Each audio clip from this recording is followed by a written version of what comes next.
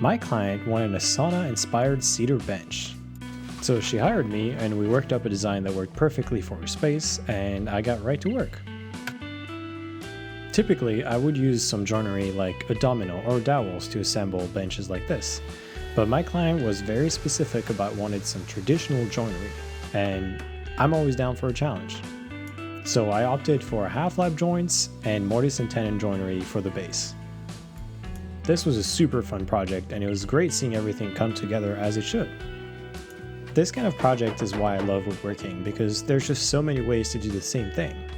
After a few coats of finish, it was time for delivery, and that's the kind of project that I also am pretty sad to let go, because look at this beauty.